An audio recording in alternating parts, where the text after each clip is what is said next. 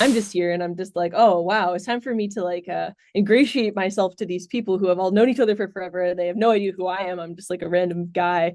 And I was just like waiting for Ryan to show. We share an office. I was like waiting for him to show up, waiting for him to show up. He's just like not showing up. Eventually JG comes and he's just like, oh dude, welcome to the show, yada yada. I remember my first day on Camp Laszlo, whatever. Super great. JG's the best, by the way. And yeah, Ryan's just still not showing up. So I'm like sitting at lunch. And then Toby looks at his phone and he just kind of chuckles and he's like, Ryan just sent me a text asking me what the address of the office is.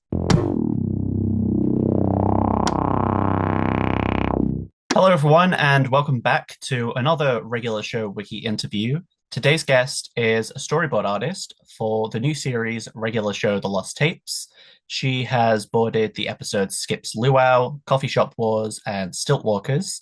Everybody, please welcome Maddie Brewer. Hi guys. We'll start from the very beginning. What got you initially interested in working in animation? That's a good question. I feel like I've been interested in working in animation like for as long as I can remember. I mean, I grew up in Chicago and my parents are both designers and they were always really like supportive of like whatever I was into. And so yeah, I mean, I just remember being like a kid and copying down like newspaper comics. I used to think that I wanted to make like newspaper comic strips, and like pausing the TV and like copying the drawings on the TV and stuff. And then eventually my parents sent me to like they would do these summer camps at like the Museum of Contemporary Art in Chicago where it would be like comics and animation and cartoons and stuff. And I guess I just always kind of knew that I wanted to work in cartoons. I just always loved watching TV, that's for sure. And then yeah, I ended up going to school for animation and then just making my way right up in into this industry. So it's been great. It is kind of nice just always kind of knowing what it is that you wanted to do, but it was just like a very simple like path towards it for me, it feels like. And then how did you get into the industry then? Um, well, I went to RISD, so I went to the animation program there and I did like a dual degree, like animation, illustration and like screenwriting literature stuff. Because I had a feeling that I wanted to be more on the writing side, like the more that I was in school, I was making a lot of like independent shorts and then I had a feeling that I would end up like writing scripts and stuff as well because I've always been interested in having like my own show. That was kind of like my ideal career path.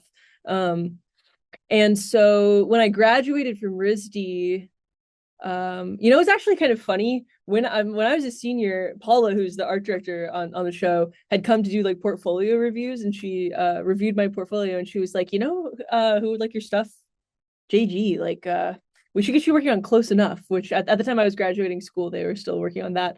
But that didn't end up happening. So I ended up like moving to New York because Rizzy's in Rhode Island. And so um that's just where I knew the most people. And I had made my thesis film from RISD, which is called God of Chaos. And that was going to all these festivals all around the world, which was like super, super exciting. And so I was really in the indie scene.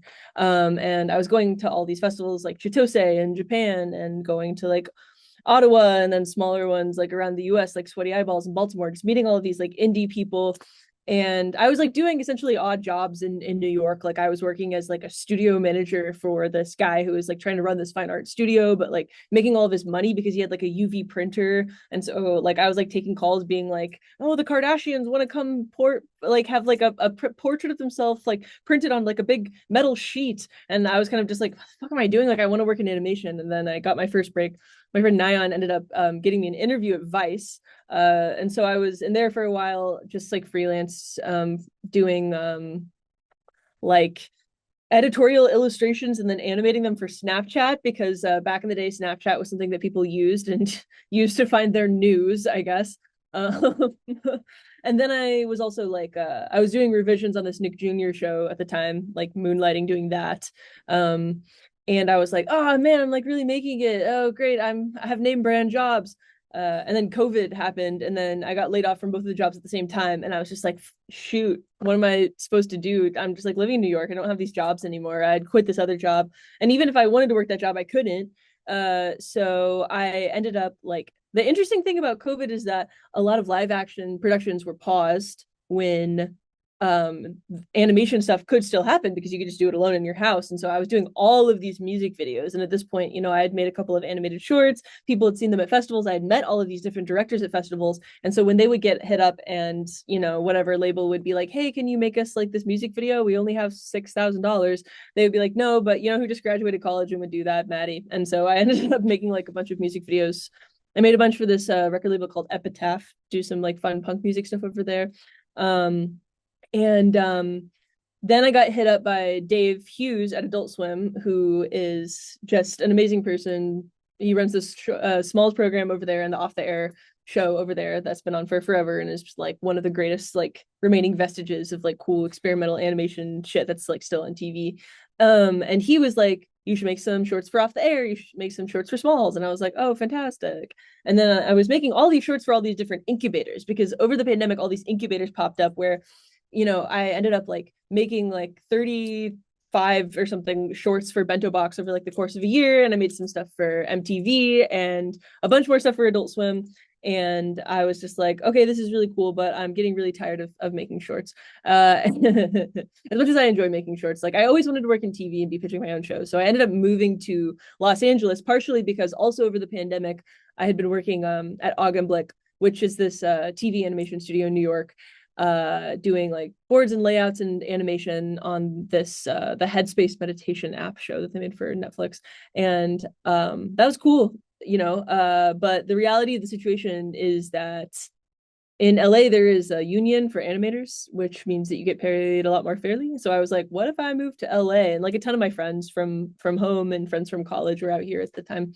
And so I was like, it's really enticing to me for so many reasons.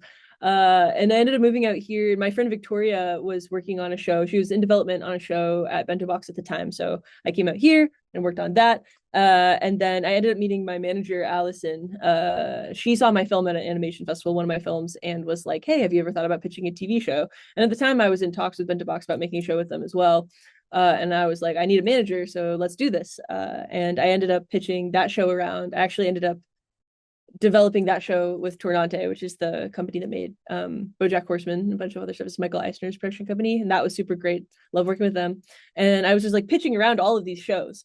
And it was really interesting. I mean, at the time I was like 25, 26, and I was just like, I guess I'm just gonna jump in here and start pitching all of these TV shows. And I was doing like a lot of ad work and like directing ads, working on ads, just trying to like make ends meet while I was trying to like, make my own stuff. And I like jumped onto productions doing boards and stuff, but I was never just like a board artist in the way that like working on regular show made me like a Cartoon Network board artist, which I would say is a very specific thing. I was like an indie person, just like making just like a ton of my own stuff, which I was very lucky to be able to do. And yeah, so at the time that I got the call from JG, I was like at an artist residency in Denmark, and I was just working on these shorts that I made for Adult Swim called Chips, and working on my other TV shows and just like random ad stuff. And I got an email from Ryan Slater, who's our producer, being like, JG wants to talk to you. Do you want to talk to him? And I was like, yeah, duh. Yeah, and then I got on the phone with JG and Sean. It was like nighttime for me, but the morning for them because we were in Denmark, and they were like, hey, you want to work on regular show? It's coming back. It was funny because JG was like, have you heard of it? And I was like, yeah, I've heard of regular show King. Yeah, it was super exciting. It was super, super exciting. And then, yeah, since then, obviously worked on regular show The Lost Tapes as a writer and board artist, which was an amazing, amazing experience, which I'm sure that I will continue to talk more about to you now. And have also just been working on all of my own shows that I have in development. And something that's been really great about working on regular show is that everyone here is just like an indie artist in and of themselves. Like everyone that you'll talk to who works on regular show has come from this world and also is like making their own stuff. And a lot of other people have shows in development too. And JG is also just like super, super supportive of like us and our own like personal projects and development projects that we're trying to do. So it's just like yeah, it's been super great experience. Well, I mean, one of the things I was going to ask was how aware were you of regular show ahead of working on a new series? Because obviously, I think you're the first person that we've interviewed now that wasn't on the original show. Well, like, were you a fan of the show back in the day? Oh yeah, totally. Yeah, definitely. I mean, it's really fucking funny. Like I definitely wasn't like I mean, I had seen it when it was like on TV. And I have younger brothers too, so it's a very cartoon Full House for a very long time. Um and I think I was like a casual fan. I think I'd seen most of it. I definitely like I feel like I'd probably seen the vast majority of the episodes up until probably like seasons like 5 or 6. I think once I was in college, I was just kind of like doing other stuff. Um, I was busy back then. I was too busy to watch regular show. Sorry, JG, but now I've seen all of it. I yeah, I was definitely a fan. I was very excited. I mean, when they asked me to come onto the show, I was kind of like, man, like how am I gonna navigate this? Just because being a board artist on the show is really time consuming. How we do it here, I think, is an amazing way for a show to be made. Like we just get this like loose outline, and it has like some jokes in, but it's just like vaguely like what's going to be in the episode, and then writing the episode, writing all of the jokes, and then boarding the whole thing. It's like it's quite rigorous, especially for me coming into this. Like I definitely feel like it took me a sec to like really get into the swing of things, just because I'd never boarded on the show before. Um and at the same time, I was like trying to finish these shorts for Adult Swim, and I was making my own episode of Off the Air. So I was like a producer on that, making a short for that, and all of these like interstitials and stuff like that.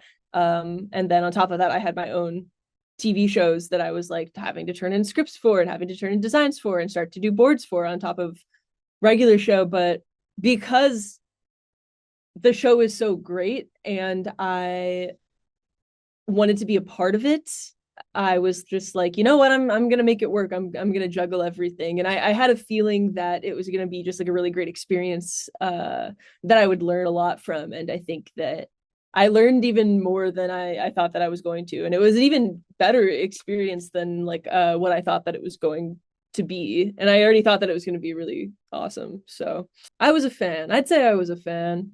Just a bit of a fan. Yeah, definitely not to the level of some of the fans that I have seen enjoying the new episodes coming out, who are extremely dedicated fans. I was a casual fan, I would say. Obviously, your board partner has been Ryan Pequin. Do you want to talk a bit about what it's been like collaborating with him? Oh, absolutely.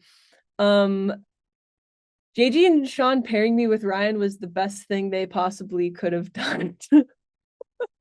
Ryan is just he's just the best. Ryan's like my best friend. I love Ryan so much. We have just like a really amazing natural creative synergy, I would say. I when I first started working on the show, my first week, me and Ryan were the first board pair to start. And so I show up, and this is actually this is really funny. It was our first day. I show up and I'm just like, oh man, like Ryan had DM'd me on Instagram beforehand being like, hey, I hear we're gonna be board partners. Like that's cool. We had talked like a little bit, but I didn't really know him. And I show up. Everyone here has been like friends with each other for like 20 years because they all worked on the show together and they worked on a bunch of other Cartoon Network shit. And then I'm just here and I'm just like, oh wow, it's time for me to like ingratiate myself to these people who have all known each other for forever and they have no idea who I am. I'm just like a random guy. And I was just like waiting for Ryan to show. We share an office. I was like waiting for him to show up, waiting for him to show up. He's just like not showing up. Eventually JG comes and he's just like, oh dude, welcome to the show, yada yada. I remember my first day on Camp Laszlo, whatever. Super great. JG's the best, by the way. And Ryan's just still not showing up. So I'm like sitting at lunch And then Toby looks at his phone and he just kind of chuckles and he's like, Ryan just sent me a text asking me what the address of the office is. um and so I think that's kind of Ryan in a nutshell. I think I came into the show and I was very confident in my like writing abilities. Like at this point I had written a ton of scripts, like comedy scripts for TV. And I think I was really stressing myself out because I was like, ah, oh, fuck, like I really need these boards to be good. I really need them to be funny. And the biggest thing that Ryan said was like, dude, like you need to like relax. Like you just need to relax. Like it's gonna be fine and it's gonna be fun and it's gonna be chill. And I think that he's just really one of those people with that sort of like essence. On top of that, I mean, Ryan is just like an insanely funny writer and an insanely talented board artist. And it's just been super easy, like working together. I kind of feel like me and Ryan like came from the same amoeba that just like split into two amoebas, and then here we are. But yeah, he's great. I love going places and telling people Ryan's my brother. For context, Ryan's also ginger, but it's kind of funny because I'm like way like taller than him. I'm like way bigger than him. I'm like 5'9". He's short. He knows he's a short king. So I love lying to people and being like, "That's my brother. That's my big brother." Then he has to explain to people that he's not actually my brother, but spiritually he is. So it's just a delight. I mean, it's just so fun working with him and just like splitting up the episodes. We're just like always on the same page. He was so supportive coming in. Like I think that a lot of people like if they were paired with someone who's a more junior board artist might be like, well, I'll take the action, well, I want to do this or whatever. But like as my senior board partner at the time, like he was just like, well, dude, what do you want to do? What part sounds fun to you? You should do that. And right off the bat I was like, I want all the action sequences, which is just always like more difficult, and I'm not exactly sure why I'm like that, but he'd just be like, yeah, dude, yeah, let's do it. And he's just like super helpful in the beginning, like making sure to help me. Like regular show has a very specific visual language. A lot of the time the characters are kind of like standing in a specific way. Obviously, like the characters a lot of the time are like in profile, but looking at the camera, like when they're pointing directly at the camera, they look kind of funny. There's like a lot of little rules like that, or like, you know, just the tiny little things. I think Ryan was super great with that. Like, you know, if a character is like in close, like the corner of their eye should always touch the center line of the frame if they're like talking to like somebody, or like, you know, typically like we don't do like down shots because JG says it makes them look like little toys. We want to like be shooting them from like eye level or whatever. And he really got me up to speed really quickly in a very like genuinely like supportive, like respectful way. And even though he has like a lot more industry experience than me, he never made me feel like I didn't like know what I was doing or something. Like he really like bolstered my confidence. And I think that we both kind of like bring a lot into our like writing partner dynamic that just makes it just like a ton of fun. Like even like when we're like pitching and like the note sessions and stuff, it's just like me and Ryan just like love to fuck around and like mess with each other and goof off and stuff. So it's really fun. It's interesting because obviously, like the first episode of the series, it's got Pops.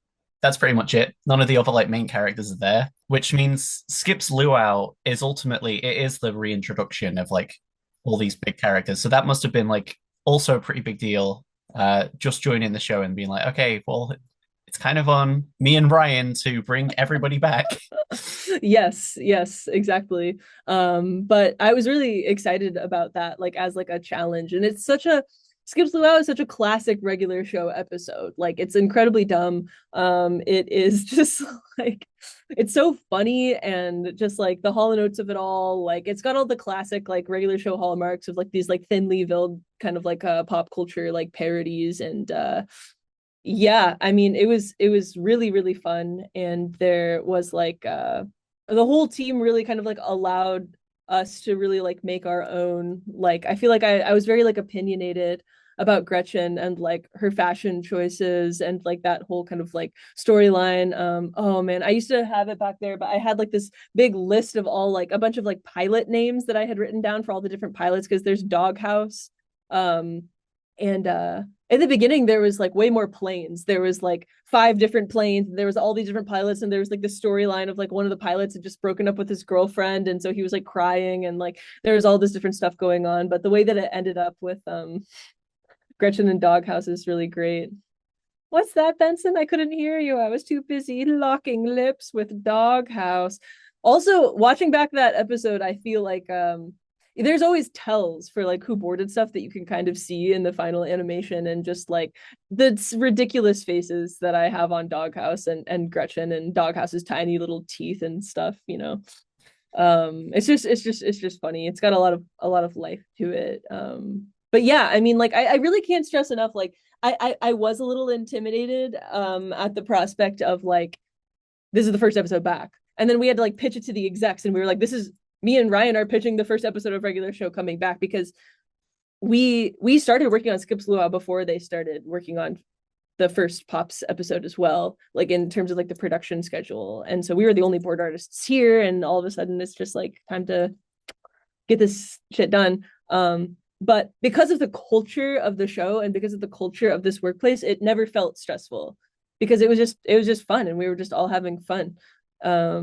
Even just like I remember in the pitch for wait, I'll show you this picture.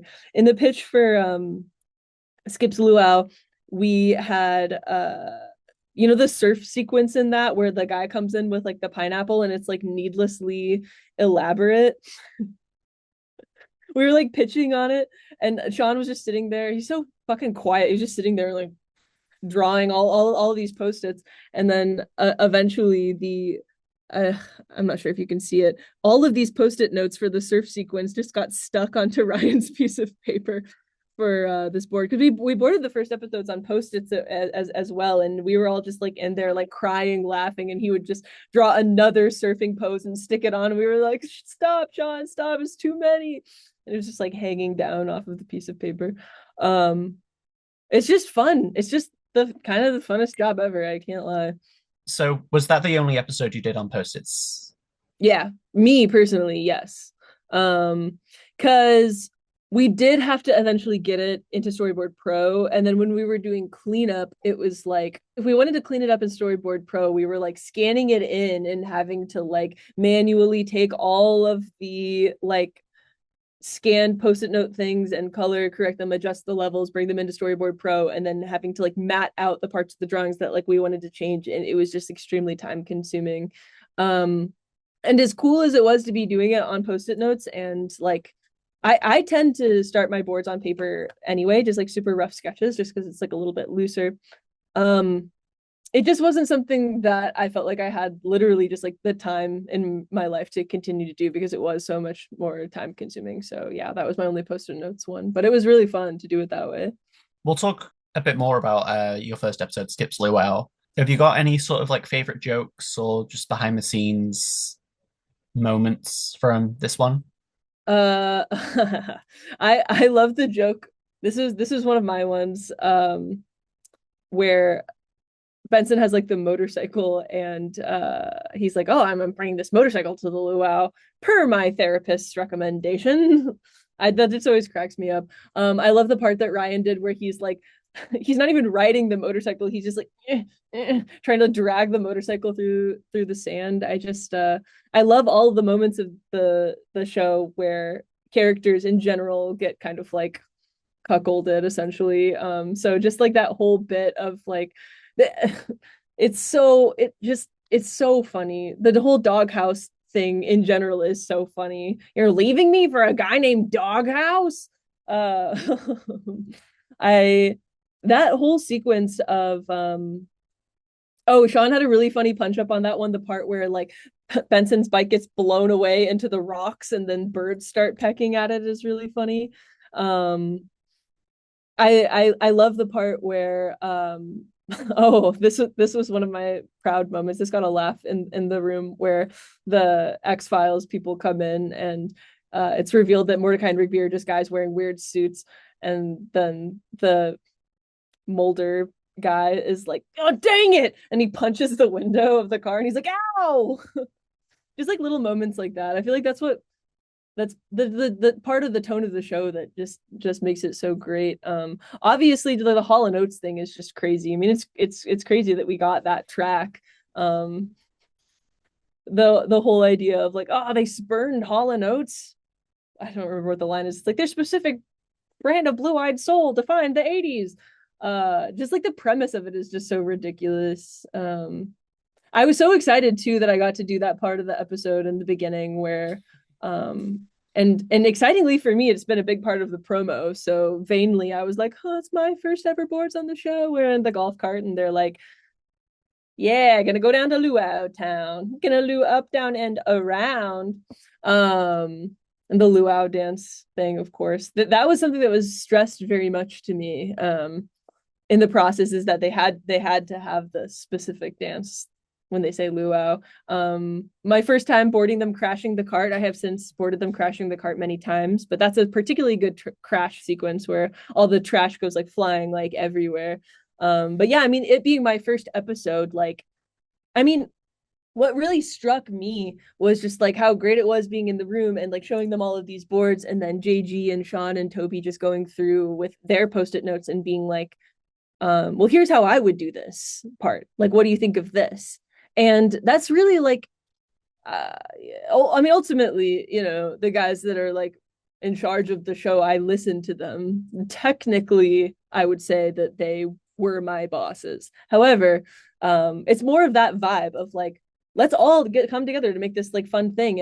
And I think my first day on the show, like I said, JG came in and he talked to me and he was like telling me that he remembers his first day on this on Laszlo. And I think what's important to like the legacy of Cartoon Network, obviously things have like changed a lot like over the years, but it's like they all remember their first show and coming in and being taught this very specific way of boarding for like board driven 11s. And then it's this idea of like when I go on and I make my own show that we're going to like pass this down to the next people who are like coming up. And I really felt very like embraced by this like community ultimately, which is like wow, what it is. And so I was just very happily surprised by like my first like note session. Not all TV shows are like this to like work on, where it feels so collaborative and fun, and just like everyone working together to just like figure out like how funny can we possibly make this. And I still have all of those post-it notes and stuff. I have some up in my office at home as well. This really funny picture. Originally, Doghouse was gonna jump out of the plane, sweep Gretchen up off of her feet, and carry her like a bride over the threshold into the plane, which got cut for time. But I still have that post-it note of like that happening in the foreground and Benson like scowling in the background. I mean, obviously the joke of the pudding top is really funny too, where he's like, no, that's not what it says. It's hovercraft plans for fun. So a very classic joke style. I've been seeing people online being like, this is a very Simpsons-esque joke, which I would agree with. It's very funny wordplay. What one thing specifically from the episode, you mentioned Benson just kind of pushing along the motorcycle. I love the kind of implication that like when it gets to the luau, you don't see Benson's car anywhere. So in my head canon is that Benson's just pushed that all the way from the park to the beach. I agree.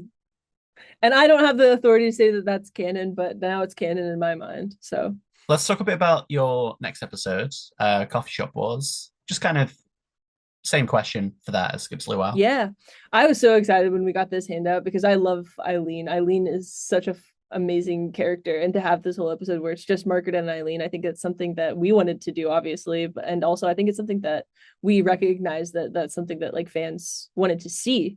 And Margaret is such a funny character because she's kind of like basic, like not in like a bad way, but she's just like this really normal person. And I think kind of the comedy of Margaret almost is that like a certain like things kind of like go over her head like a little bit, and she'll always say like the most kind of like milk toast thing in this really funny way. Even just like her disguise of just wearing sunglasses is just so funny. But I was so excited about this episode. I was very like attached to this episode and the whole idea of like Valencia, this like kind of like trendy like pop-up fusion person, and they really let it like make me make it let me make it my own. I think that when it comes to me being like, okay, this character who's like in her 20s and who is supposed to be like this trendy person, and like how like the way that the interior of the shop looks and like how they're all dressed and all of this stuff, they just like really let me like go like wild with it. Like, they really deferred to me when I was like, no, this is how they should dress. They were just like, yeah, yeah, yeah, yeah.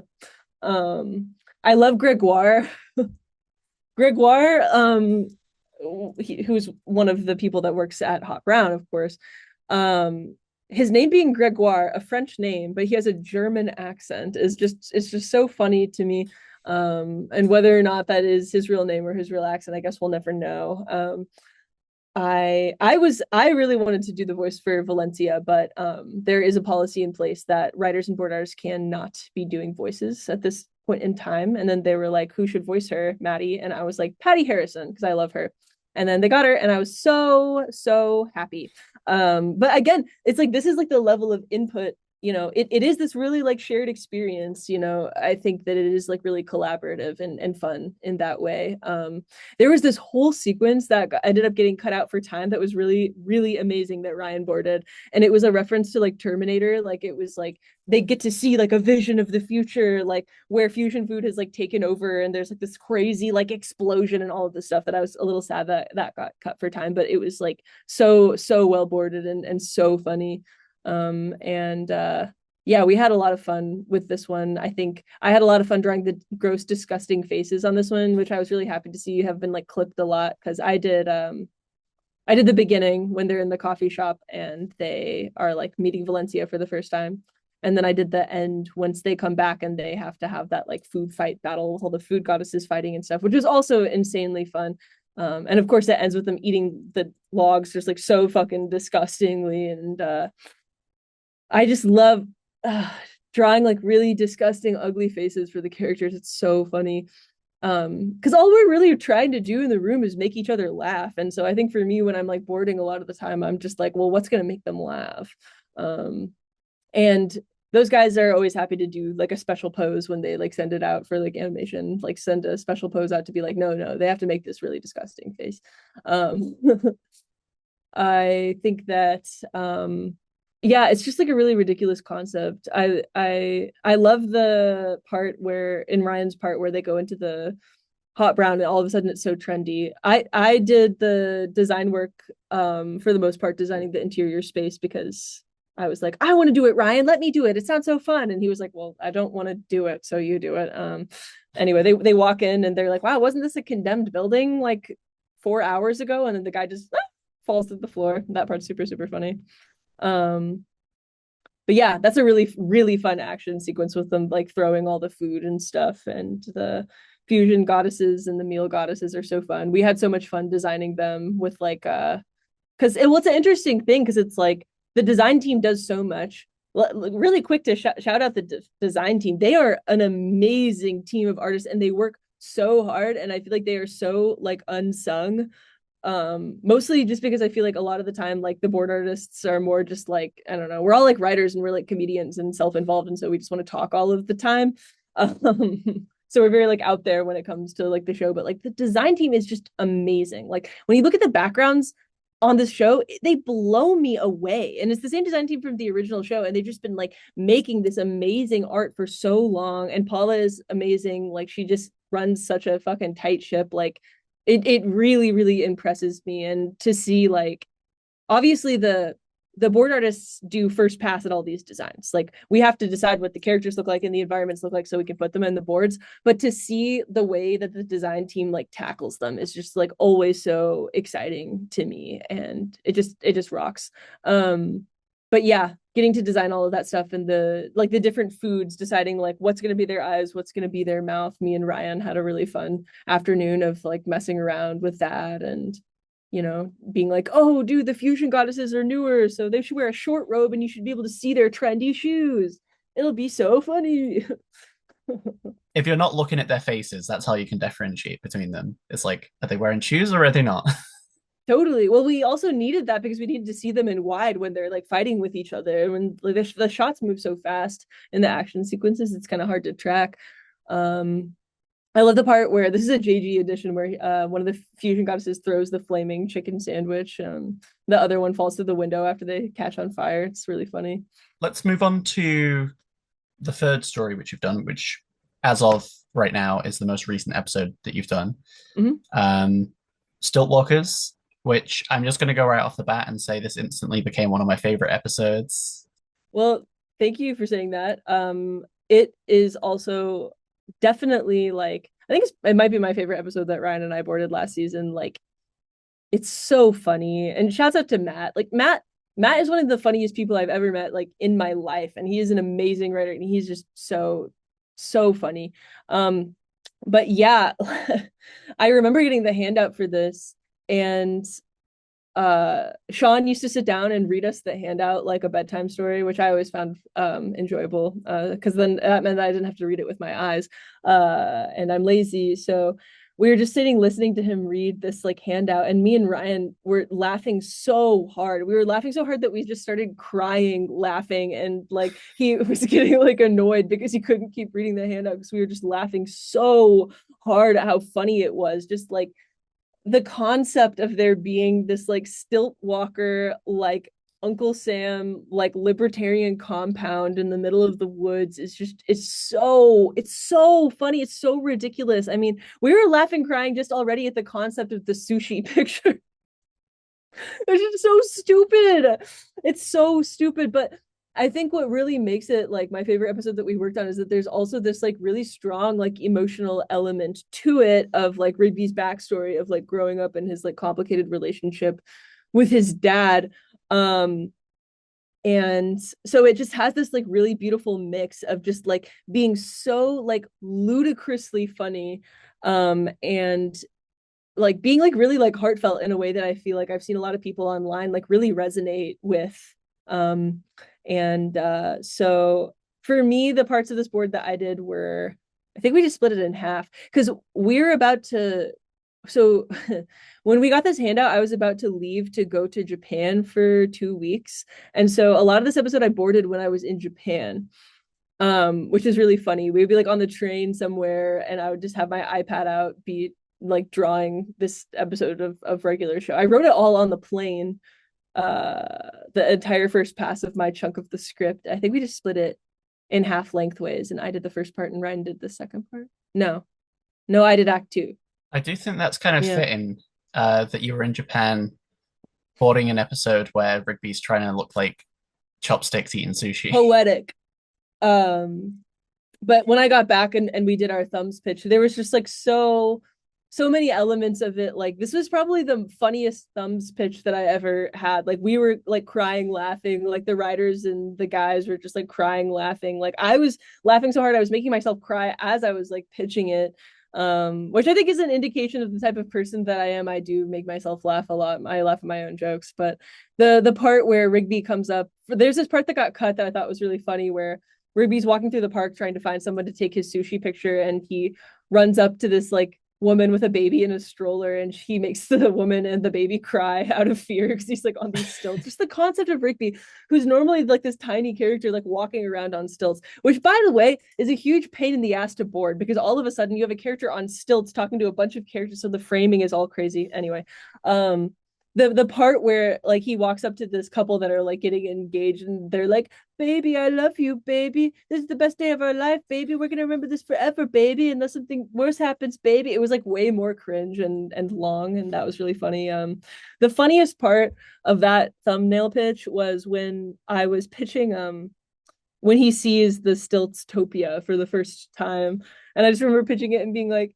and there's an eagle, but the eagle's on stilts, and then it's not even that funny. Just like milking a cow, and the cow is on stilts, and like the giant like rocking chair, just like everything like making it stilts version, but also like old timey America. I was very proud of deep fried squirrel on a stilts stick. That was a great addition in my estimation. I am very, very happy that I got to board the Baby Rigby sequence, which I lovingly, personally, and I and only I, and I won't put this on anyone else, referred to as the Rigby child abuse sequence. It's like it's so ridiculously sad, but the baby Rigby design is just so adorable, and you're just like, oh man. And I had fun drawing Eileen's charmed face as she watches this video of Rigby. Um, my favorite thing to see animated from that episode is the shot where Rigby climbs in the window, but he's got these stilts. And I remember boarding it and seeing in the outline Rigby climbs in the window, and I was like, how does he do that? He has stilts on because he can't take them off. And so just like I was like, okay, well, that's part of the comedy of the scene then. And so you see him and he's like scratching like all the floorboards and like the walls with his stilts. And something else really funny and random that I put in the boards that ended up making it into the animatic is like Rigby knocking over a lamp with his stilts and like lighting the underside of Mordecai's face where he's like, dude, this is a stupid idea, you're being stupid. um I was really happy to see that make it to the boards. But yeah, I think it just really is this kind of like heartfelt episode, and there is also that emotional element to it of like this like fucked up guy, the Uncle Sam character, like emotionally manipulating Rigby, who's like Mr. Daddy issues, into like giving him $12,000. Great scene, great shot from Ryan. I want you to give me $12,000. A classic. That's an all-time classic. Also, Ryan's action sequence on that is so funny. They almost didn't let us have the nut shot in where he kicks three guys in the nuts with his stilt. But Sean ended up putting in an insert of the nutcracker, which meant that we could save it. Then it was still safe for children. Now children will never be able to kick three people in the nuts while they're wearing stilts. I do Um, think it's funny because obviously early regular show had a lot of like not so much child friendly jokes. And then it did kind of get more tame as it's gone on. But now suddenly with the lost tapes, it's suddenly like we've swung right back to the it's beginning. kind of like our game. This is how I feel about it. My personal feeling, and I can't speak to anybody else, but my personal feeling is the funniest thing that I can do is try and put as much like kind of like it's not really that I personally feel that it's inappropriate for children. I think kids think that it's funny, but it's like in what particular way can we sneak this in? Um, because it's so funny. Like the a nut shot is really funny, or just like even in the beginning, like um, I don't remember if this is still in, but I think in the beginning where they're talking about the Christmas decorations in Benson's, like it's April. I think in the beginning we had like a shot of like a guy getting like hit in the balls with like a frisbee or something. But yeah, I agree. There's so much that we end up keeping in, and it is like a game for us because we get the SMP notes back and then we all look at them together and we're like, okay, we need to change it. Okay, this is mildly like too inappropriate, so like what if we send back a new version to them and see if they'll do this version, because it's like almost as funny as whatever the most inappropriate thing is. But I'm surprised at the stuff that they let us keep in there. The number one thing I think is imitatable violence. So for example, in Skip's Luau, Muscle Man is lighting a firecracker.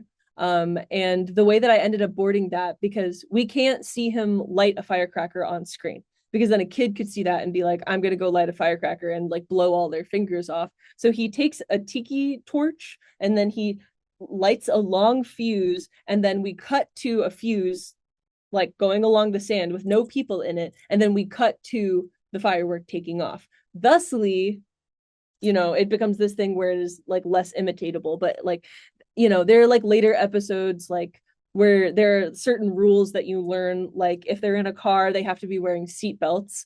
If they're skateboarding they need to wear a helmet. And I don't have a problem with it, and I'm really not trying to like shade SMP at all. Like these are people who are just doing their jobs and they're doing a great job at their jobs, and we are a bunch of like idiots who are like intentionally trying to make their jobs more difficult by being like, oh, how many jokes about pee can we get into this episode? So shouts out to them. But yeah, there's a lot of stuff that got in. Yeah, the Boba episode, the balls in his mouth, of course, notably. Just a lot of really good stuff. Like everyone that works on this show is just so funny and so insanely talented. I look forward to every pitch that we get to see, the crew pitches, just to see what my friends are coming up with, because everyone is just like so good. What we wanted to do initially was we were going to do like again because we got to see the episodes a bit earlier and we were very adamant like we're not posting anything about the episodes until they're out like on the West I Coast. appreciated that. Yeah. We wanted to do like promos like using regular show figures to be like, hey, you can see this. So like, I think we only did one of them, and it was just like a bunch of Benson stuff, and it was like, hey, want to see how Benson started? Watch Beginson tonight. But so my idea, once I'd seen Stilt Walkers, I was like, it'd be really cool to use this tiny Hmm. little Rigby figure, put it on chopsticks, and put it in sushi. uh, Yes, yes. Never happened, unfortunately. But who knows? Maybe some years down the line, we'll do an anniversary post. They'll be like Let's do it. Do it on June 8th. Do it on June 8th when it comes out on streaming in the US, and then we can all celebrate. with Rigby sushi. That's really funny. I think you should do that. Rigby sushi, yeah. You know what they should do? They should make you know how like for kids they have those like chopstick things where it attaches at the top to like help children use chopsticks. They can make one that's Rigby. This is a free merch idea if anyone from Warner is listening to me. Rigby children's chopstick attachment. See, we've got plenty of ideas here for Lost Tapes merch. Let's get it rolling. They owe me 10%. They owe both of us 10% now if they make that because that was our idea that we came up with. So all I'm saying. I can't really ask what are your favorite episodes that you've done because you've mentioned that you enjoyed Stilt Walkers, but we can't talk about the other episodes. What are some of your favorite episodes that either you've done or that just like anyone else has done? Like it can be both Lost Tapes or the original series. Um, okay, for Lost Tapes, Stilt Walkers is my favorite one that's come out so far that I've done, but I really enjoyed all of the episodes that we did, honestly. And I'm excited to see people's reactions as more and more of the series comes out. And I think there's going to be a lot of stuff that people don't necessarily expect. And I think I'm just like really proud of everyone and of this like whole season. I think Good Mitch spiking is like a really kind of like unsung, like unsungly hilarious. Like I wish people would clip it more because there's so many funny parts in the episode. They're so good. Obviously, look, the Boba Casanova, enough said. Like they just really ate that episode up. I love the sequence in Nap Spot when like I remember watching that in the pitch when Monty was like pitching out that part where it's like the surrealist like landscape of like the dreams. It's just like so crazy. From the original show, I love I See Turtles. That one is just such an insanely funny episode, and I enjoy like all like the personal hijinks. I'm like a real season one guy. I really love season one of regular show. And I feel like as a board artist, that's like how I kind of tried to board because I was like looking at the original boards from the show because we could see them on the server and stuff. And like just how like ridiculously like loose and funny and like wobbly and crazy they are. I mean, you're wearing the Mordecai and the Rigby's shirt. That's an amazing episode. I love a musical episode myself. I love doing the songs and stuff. And I mean that one's great. Don't tell Sean I said that. He'll get a big fucking head. But that one's a really good one. The episode where I forget the name of it, the one where they get chased by the giant bear after they go on a late night date to the Oh, Death zoo. Bear. Mm-hmm. That one's so good. I love the one where I love the one where they all end up going on a date, double date as well, like with where they go play mini golf and Eileen is like, "Look, I'm a turtle." I love Eileen. Any Eileen centric episode, I'm just like, bring it on, Minty. I love that gal. If Minty, if you're listening to this, which you're probably not, I love you, baby. I love Minty. She's so fucking funny. Again, it's just like the people that work on this show are just like the funniest, most like amazing, kind people that I've ever met. And I feel very lucky that I've been like really, really like welcomed by them into this like community of artists. It's been really Yeah. amazing. On kind of the flip side of favorite episodes, and I mean, I feel like you have kind of also maybe just answered this. Who are some of your favorite characters to board for? Oh, this is a really good question because boarding for them is very specific. My favorite character board is Rigby. Rigby is so fun and easy to draw. He's like a squishy, fucked up little rectangle, and he's so funny. It's so funny to make him make a ridiculous face, and the way that his like arms are just like so skinny and long, and they just move around. Like it's so funny. It's so funny. I love boarding Rigby. Oh my goodness, he's so cute. And I love making him like fly around and like thud on stuff and he just looks like a sack. There's an episode that's gonna come out later where I have drawn him making just like some of the most horrendous faces ever. Like any of the characters screaming, I think is always really funny to draw. I enjoy drawing Mordecai.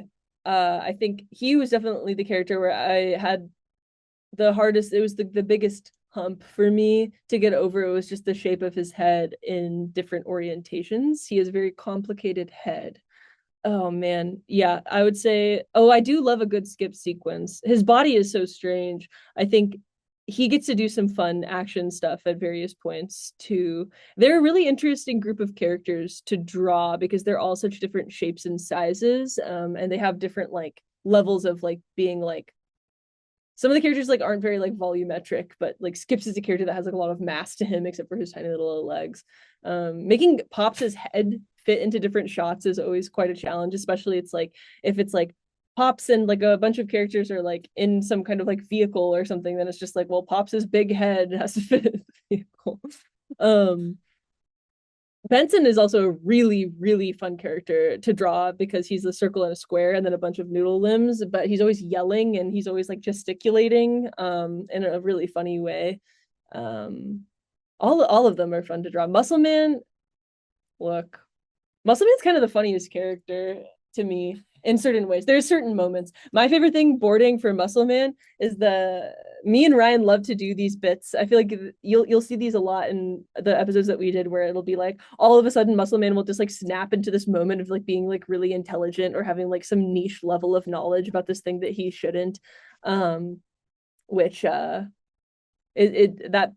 specific gag I think is always really fun for me. And then of course I did say that I love Eileen. I love writing for Eileen in particular. And I think that it is this really cute dynamic that she has with Rigby. I mean, I think everyone feels like this, but it's like Eileen and Rigby's relationship is just so cute. And it's like this very sweet, like opposites attract thing on the one hand, but it's just like it's this cute thing where it's like she is really funny and this really goofy person and he is just like the ultimate like idiot, and so I think he kind of like allows her to like bring that out like within herself with in this very very cute way. So Eileen and Rigby together I really really enjoy. Just on what you said about Muscle Man, that suddenly brought me back to another one of my favorite moments in Skip's Luau is just Muscle Man casually bringing like a jet engine on the back of a I truck. know, I know. That part is so funny. Yeah, I think there's like a lot of sequences that I can recall of like Muscle Man all of a sudden having this like niche knowledge of like, don't worry, bros, I'll help you out.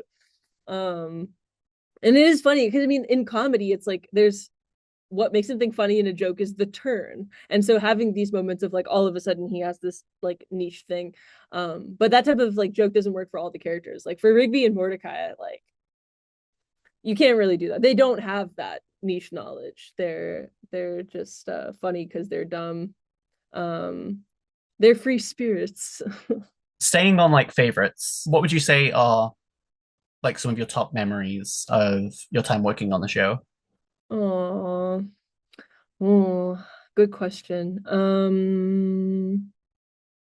I feel like for me, my top memories, I I mean, there's just like so many. I think like at a certain point, just like really feeling like I had like really fit into this like group of friends and like I just like when we had started like all going out to like lunch together and like or you know like certain things would happen like a month or so into like working on the show. There was this thing where it seemed like the union was going to go on strike, and so we like all went out to like this like union event where it was like stand with the union. It was like this like rally thing.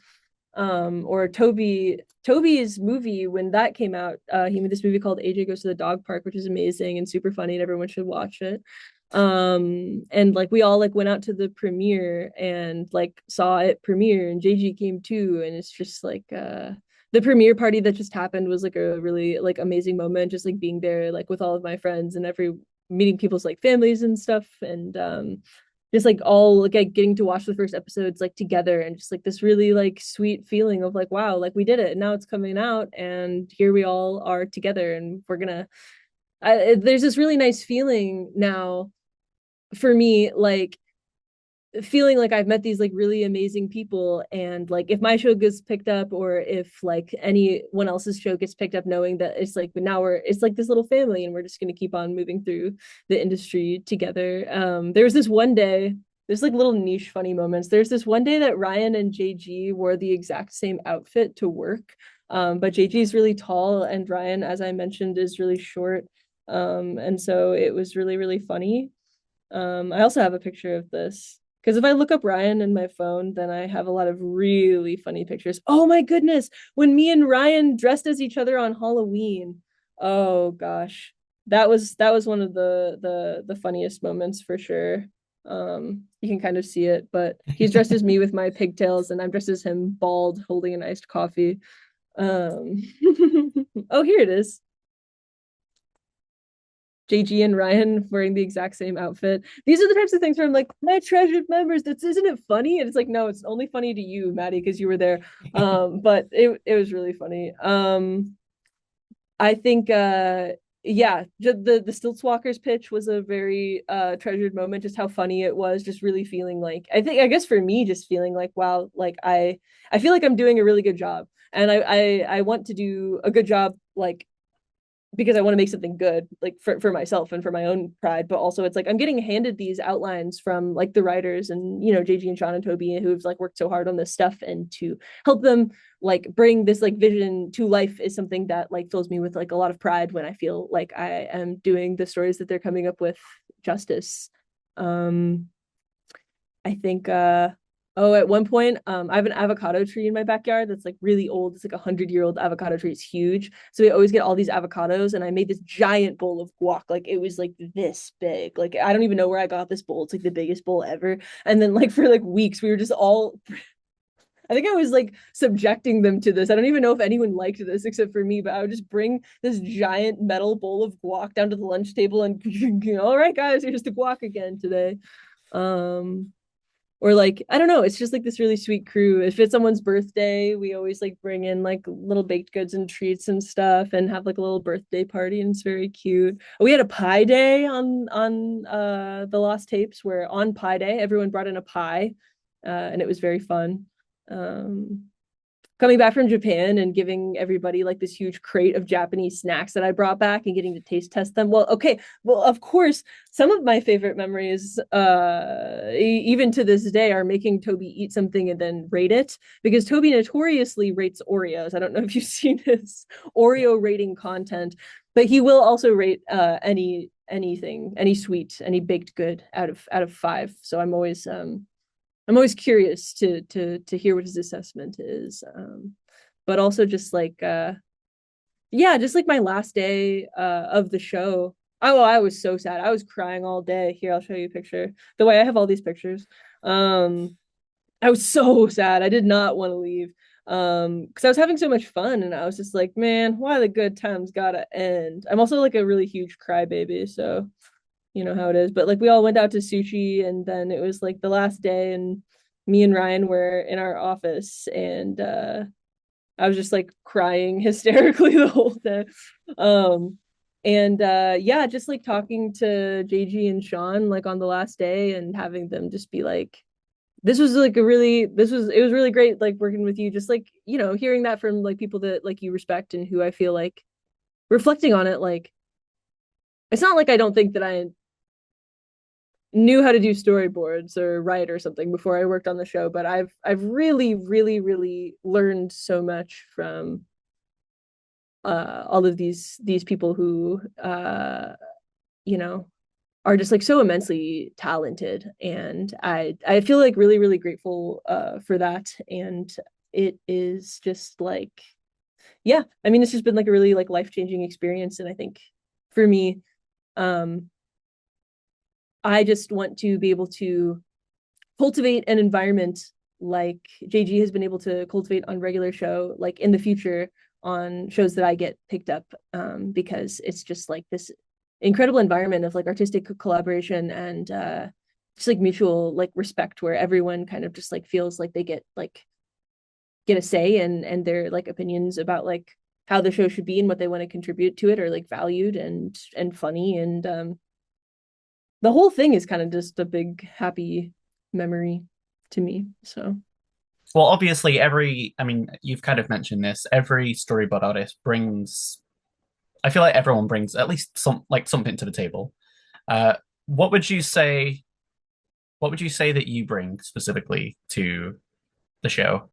I think that for me, I like drawing the characters making like really, really hideous faces. So that's definitely one of my signatures. If you see a character like making like this hideously distorted face, I love doing stuff like that.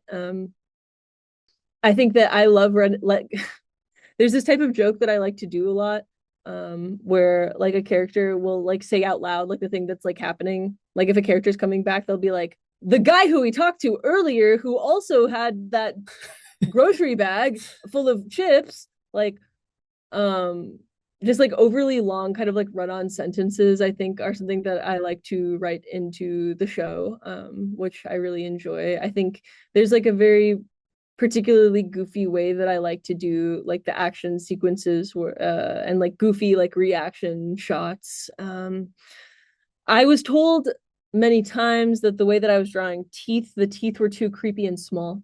And I kept drawing creepy, weird hands also, which I think is definitely a holdover from like the way that I draw in like my personal work. And so I think if you ever catch like a bunch of creepy small teeth or weird hands, that was probably me. I think that the way that I draw the characters, like they're kind of uncute in a specific way. Like I think that a lot of boarders have like a cuter take on the characters than I do. I like to make them like extra uggo just for the sake of comedy. um I'm trying to think like I'm really I have such a big mouth and I'm trying so hard to like not accidentally like spoil anything for anybody at like at any point in time. But yeah, probably the ugly faces and the joke structure of the run-on sentences would be my boarding tells. They're like falling over, but they fall over in the most like ridiculously distorted pose ever. Or like a good example is like them at the end, like eating the hamburgers in like that really like disgusting way at the end of Skips Luau. Or the logs. Oh, another good boarding tell for me is I like to put the characters in very specific outfits that are based on actual clothing loosely enough that we can get away with it, but not actually like how Gregoire is wearing like Margiela tabbies and like this Rick Owens ensemble. And then like Valencia is wearing these like Miu Miu boots. And then she's wearing these like pinstripe capris, which are based off these capris from this like local LA brand called Blondita. And yeah, just like these little tiny details of like the way that like the characters should dress. I was annoying the fuck out of Sean because he would be doing the design reviews and I would just be like, no, no, no. Gretchen's sleeves are cuffed to a 3/4 sleeve and the shoes are all wrong. That's a cartoonish heel. She's wearing a cute kitten heel. That's very different than the way that they did that. No, no, no. We need to redline it. Just get out of your chair. Let me redline it. I want it to be like this. The gall of me. I don't know what gets into me, but I think I have very specific ideas about design. I was actually talking to JG about this the other day because he was kind of razzing me about it. And then I was like, well, you're overly specific too. And he was like, yeah, I am. About coaxial cables. The cables have to be right. The old technology needs to be right. And I was like, yes, you are very overly specific about coaxial cables. Um, but it's that specificity that makes the show so good. Like if you look at like a lot of the technology too in the show, it's just like it can't be drawn in the wrong way. Oh my lord, when I was doing Skips Luau, those planes, I kept drawing them and drawing them. Okay, notoriously, if there's one thing about me that I will admit, and everyone makes fun of me about it all of the time, I'm not good at drawing cars and I'm not good at drawing planes. I don't have an interest in them. It's just my reality, but I do try to do it correctly. And I had to redraw the plane so many times because it had to be the specific plane that was hyper specific, like based on the exact ones in Top Gun, which meant that the guns and stuff that came out of them also had to be very specific and look realistic. And I'm not complaining because the end result proves that it is way more funny when something is like hyper specific, like because the show is so cartoonish and ridiculous and the characters are so stupid looking and cartoonish that when you have this like hyper realistic tech, it's so funny when you see it animated, especially. So it's really, really worth it. I guess I also like to put stuff that's like a little bit dark or creepy or gross in it, like the deep fried squirrel on a stick, I think is definitely something that I would do. That's something that I would do because I did it. It's just fun to push the envelope. Regular show or Mhm. not? Yeah. Well, yeah. Yeah. I'm actually gonna go home after this and make a deep fried squirrel on a really long stick. So it's just my favorite snack. Well, this is also something that you've kind of brought up, and I'm not sure if Mm-hmm. there's any additional things that you'd be able to mention. But are there any other like cutscenes or jokes that didn't make it to the Ooh, final episode that you really enjoyed? yeah. I think let me think. Most of my stuff from for most of the stuff from Skips Luau remained intact. I think that the dynamic of there being more pilots in that fight scene with all of the planes like would have been funny, but it did make it like overly complicated. But I do miss I did get some pretty good laughs about like the pilots like fighting with each other and like people getting like ejected from the planes and like the drama of that could have been funny, but I'm happy with the way that it is now too, because all of the focus is on Doghouse and his sexual magnetism question mark. Um for Coffee Shop Wars, I think I don't remember anything of mine getting cut from Coffee Shop Wars. It was mostly just the Terminator sequence of like the world being like super destroyed that got cut from Ryan's part that I thought was really really funny. But again, cut for time. Me and Ryan as a board pair are notorious for boarding out really long episodes, and so every single time there's always like a ton of stuff that gets cut for time, but it's just because if we think of a really funny gag or joke, we'll just put it in and then they'll go through and they'll just pick whatever their favorite ones are out of it. And then for Stilt Walkers, again, I don't really think anything got cut. I mean, if the nut shot had got cut, that would have been really tragic, but luckily it was saved by Sean's forward thinking idea of putting a nutcracker in. So that was a good save. I think there was oh yeah, I guess yeah, the mom with the baby stroller being cut out. That like longer sequence of Rigby just like really terrorizing people by being on stilts, I did think was really funny. Just like to see somebody like romping through a park dragging this like disgusting dirty like Santa. There used to be more of an emphasis on the Santa because originally um there there it was like supposed to be full of bees because it was a blow mold Santa, and so that was like an added element to it. I actually there was this really funny conversation that we had because JG was like, "Oh, I think it would be funny if the Santa had his pants down and his butt was out," and then Sean was like, "Oh, JG, I don't want to do that."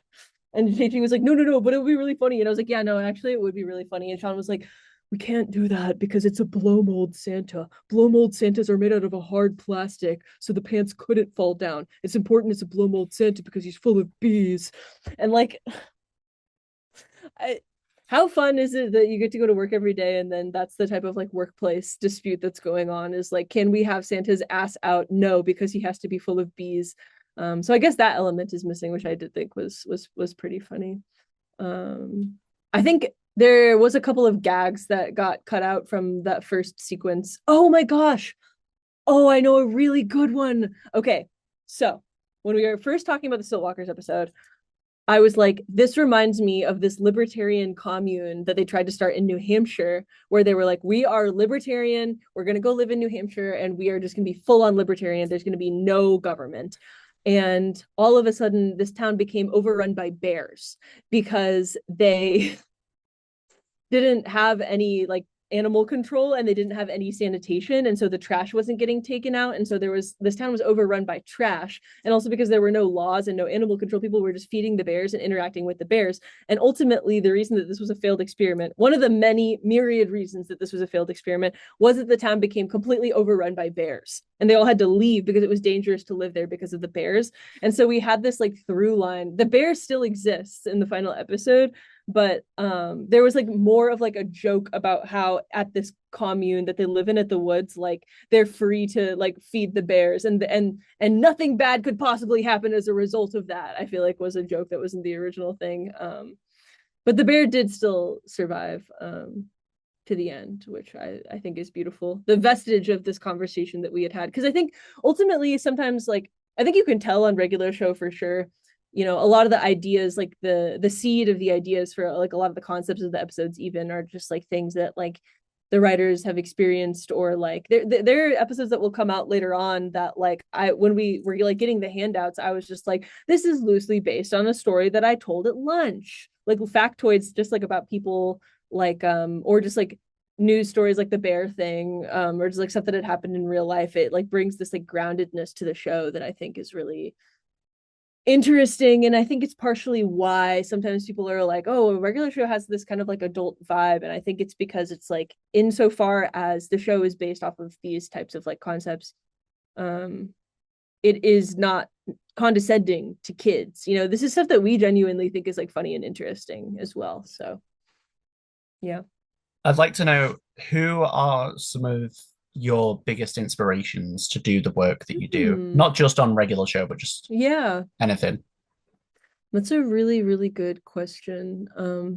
I really, really like Estonian animation. I think I love this filmmaker from Estonia named Prit Parn, who just makes this like really, really like amazing films. He has this film called Time Out that I just like really love and was a huge inspiration for me when I was in school. I love Mike Judge. I think Mike Judge is just like a fucking genius. I love Beavis and Butthead, and I love like a lot of that like early like MTV shit. I love Daria.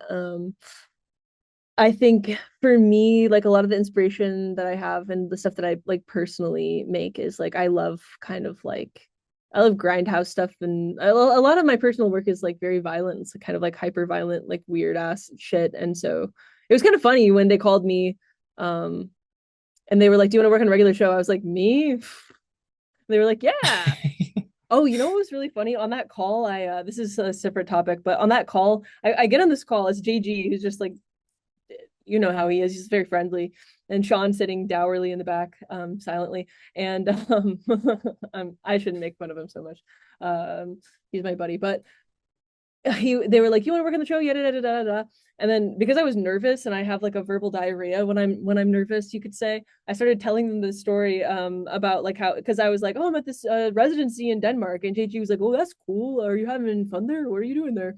And I was like, "Yeah, no, it's really great, but actually like earlier on I'd gone for a run because I've been running every morning, and then I inhaled a fly, and then I was just like stuck in like the folds of my throat, and then I was just like surrounded by like all these old people because I was right outside of like an old folks home, and there was all these children on this trail, but then the fly was just stuck in my throat, so I had to pull trig on the trail, and then I was just like throwing up in front of like all these people, and JG was just like dying laughing.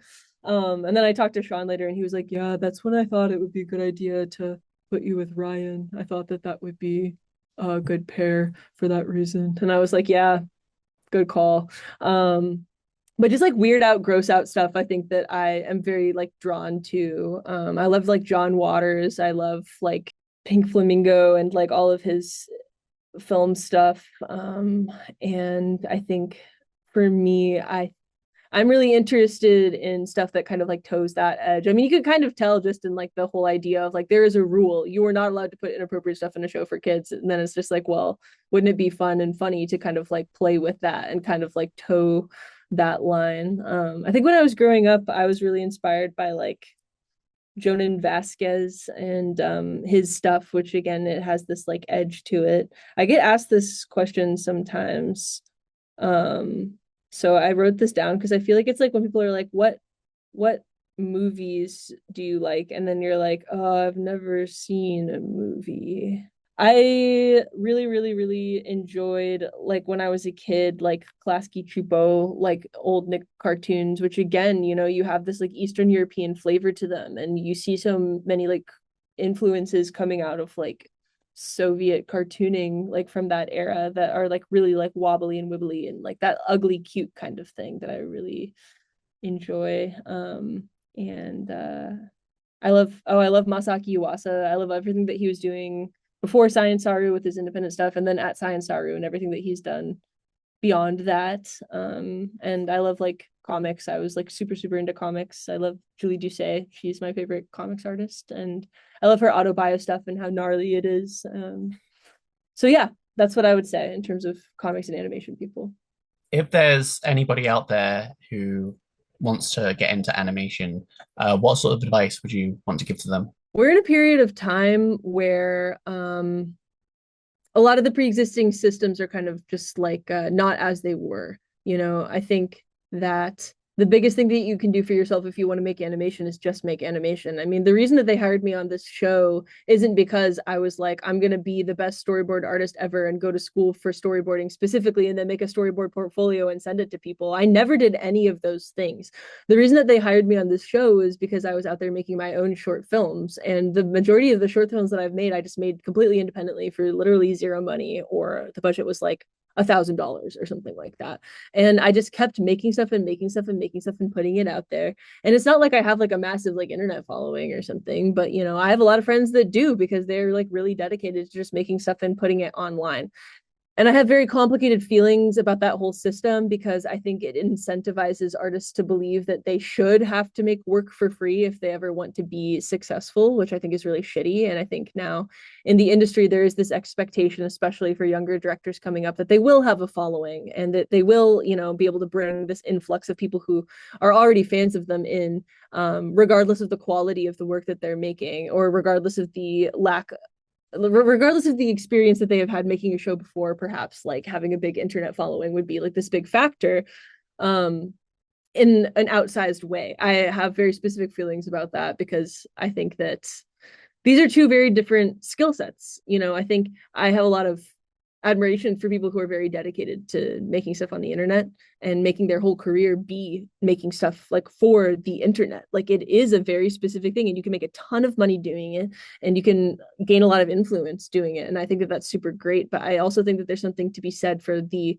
conventional, I guess, industry insofar as like when you work in the industry and where you're working in TV and film, you're protected. You're in a union, and so there's like a guaranteed rate of pay that you are getting paid, and that you like if you do get something picked up, you know, people who are in the union um like want to make a union show and like guarantee that the people that work on their show are like compensated well. And sometimes I do feel like the whole internet thing of it all is leading to these productions where people are being like really massively like underpaid as a result because you know there isn't that experience and knowledge to understand that as a showrunner it is your responsibility to make sure that people are working like well under good conditions, being compensated well. That being said, my biggest piece of advice would be make stuff and put it on the internet. Like I just don't think that there is anything better that you can do, aside from going to film festivals, which is how I made a lot of my early independent connections. Like I said before, you know, within indie animation, all my first jobs were just like jobs that my older friends were just like, I don't really want to take this, it's not enough money, but like someone fresh out of school could do this, and I just met this person a couple of months ago at this festival, so I'll just email her and tell her what's up. I also think that in animation, people get kind of scared like to talk to people, other animators and stuff, and they have this idea about networking where it's like, oh, I have to network with these people, and then they have this like weird like formality.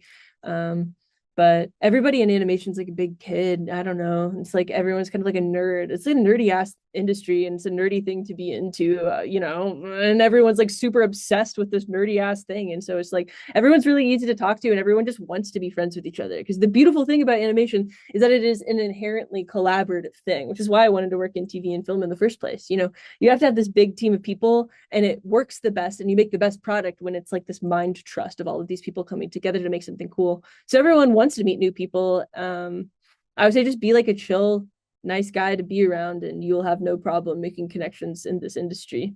And just like, you know, be your authentic self. Make the work that you want to make. I think a lot of the time I go and I talk to students and they're like, what should I be putting in my portfolio? What should I be making? All of this stuff. And it's like, you'll never be happy doing something creative like for a living if it's like what you think that you should be doing versus like what you are called to. And it's like that whole like do what you love and you'll never work a day in your life, which is not true, but you'll have a better time doing it if you are within the realm of something that you actually enjoy. So have fun. I know that sounds stupid, but like people can tell when you're watching something, whether it's regular show. I feel like this, you watch regular show and you're like, whoever was making this was having a real hoot over there, you know, it's fun. I think having fun is the best thing that you can do. If you have fun making it, it's much more likely people are going to have fun. Like, I don't just want to say watching it because you could say that for anything. No, but it's so true. And that's what art is, you know? It's like when you're making art, even if it's something that's silly, like a cartoon or whatever, like whatever you're trying to make, like the only reason that human beings are making this stuff and writing this stuff and creating these shows or comics or paintings or whatever they are is because it's like we're all trying to connect to other people. And so whatever you are and however you are feeling and whatever is going on for you, whether or not you want it to, is going to be conveyed in the stuff that you're making and like putting out into the world. And it's kind of this beautiful thing because you're just putting it out and you're like, is anyone else going to see this and relate to this? And it is this beautiful thing of human connection. And I think for me, regular show is definitely the largest scale that my work has like ever really been seen. And it's like millions and millions and millions of people in a way that's like tremendously exciting. And I feel very lucky to have been involved with it. Unfortunately, we are heading towards the end of the interview now. But just before I let you go, I'd like to ask, outside of the lost tapes, obviously, is there anything that you've been working on or that you've put out that you'd like to promote? Yeah, totally. I made an Adult Swim Small series called Chips, which is on their YouTube channel. If you search Adult Swim Small Chips, you will find all 3 episodes. I'm very proud of it.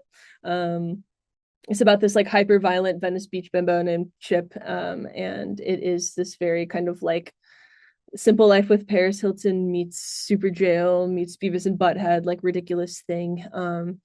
And so you can watch that on YouTube, and I would love it if you would watch that. I can't really talk about my shows that I have in development, unfortunately, as much as I would love to, but I think that I'm going to positively manifest that you will see a show from me come out in the next 10 years at some point, and you'll say, hey, I remember watching the Regular Show Wiki podcast with Maddie Brewer. She said that her show was going to come out, and it will. So there.